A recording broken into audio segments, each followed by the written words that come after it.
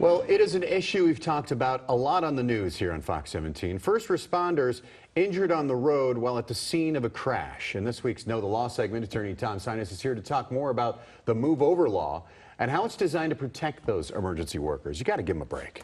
You do. We have a very specific law that most people call the Move Over law. It's actually called the Michigan Emergency Vehicle Caution Law. And it's a very specific law that applies to a specific set of circumstances. What are those circumstances? Well, it is when you have a first responder who is stationary on the roadway with their overhead light on. Okay? What do you have to do in those circumstances? Well, the law in Michigan is very clear. You have to, if possible, move over into an adjacent lane. And it's interesting when you read this law because the way that it is written tells the motorist to do the same thing whether they're on a road with 2 lanes in one direction or even just a 2-lane road.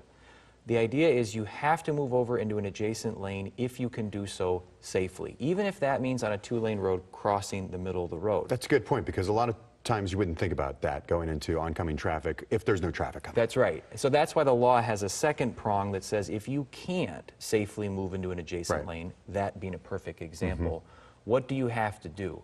Well, you have to slow down and you have to proceed as cautiously as you can around the stopped vehicle.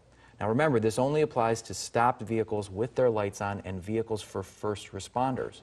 So there's been some concern recently about whether or not we should expand this type of protection to people like road workers, for example.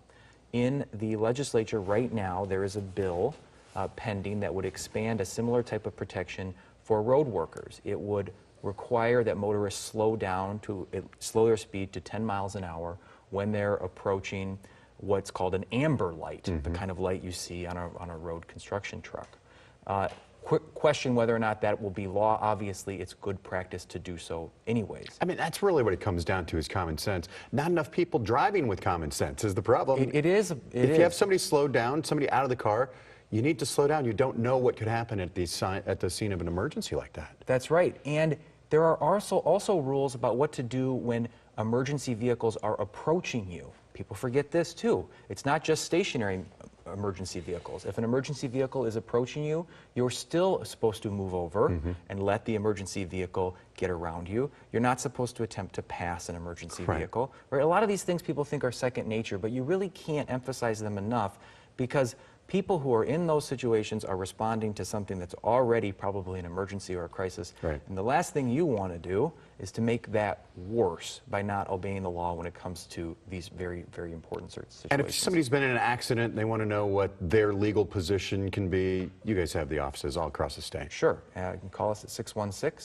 616-301-3333 or find us online at sinasdramis.com. or shoot us an email at info@sinasdramis.com. Tom, thanks for stopping by. Thanks, Christian.